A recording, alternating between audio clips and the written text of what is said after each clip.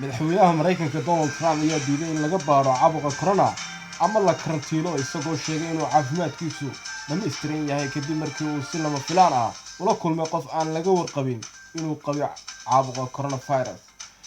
Shan siyaasi oo ka tirsan xisbiga Jamhuuriga ee talada haya oo madaxweynaha kala qayb galay shirkaasi dhacay bishii la soo dhaafay ayaa si iskood ah isku karantiilay maadaama ay gacmaha ku salaameen qofka laga helay caabuqa halista ee sii faafaya.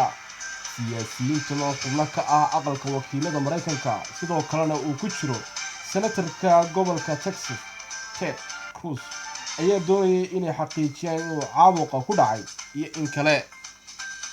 dalka Mareykanka waxaa ilaa iyo hadda laga soo tabinayaa in ka badan 700 oo kiisas oo corona halka 26 ruuxna ay ilaa iyo hadda u geeriyoodeen. qofka laga helay caabuqan ayaa ka mid ahaa dadkii ka qayb galay shirka CBRC oo kulan siyaasadeed oo ka dhacay dabayaaqadii bishii la soo dhaafay. Mr. Mills oo ah ninka uu dhawaan Trump u magacaabay madaxa golaha wasiirada ayaa sidoo kale salaamay qofkaas wuxuuna si iskii ah u galay karantiin inkastoo baaritaan lagu sameeyay loogana waayay caabuqa. afhayeenka u hadlay dowladda Mareykanka ayaa sheegay in Mr. Mills aan ilaa hadda lagu arkin wax calaamado ah.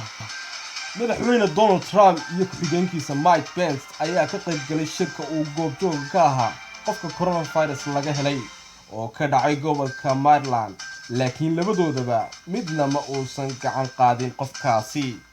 hase ahaatee Mr. Donald Trump ayaa gacan qaaday gudoomiyihii shirka ka soo qayb galay isagoo markii hore soo gacan qaaday bukaanka caabuqa qabay.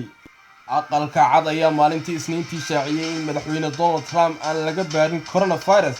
madaxweynaha xiriirka dheer lama uusan sameynin qofka qaba caabuqa coronavirus lagumana arkin wax calaamado ah ayay tiri haweeney afhayeen u ah oo u hadashay aqalka cad ee looga arrimiyo Mareykanka.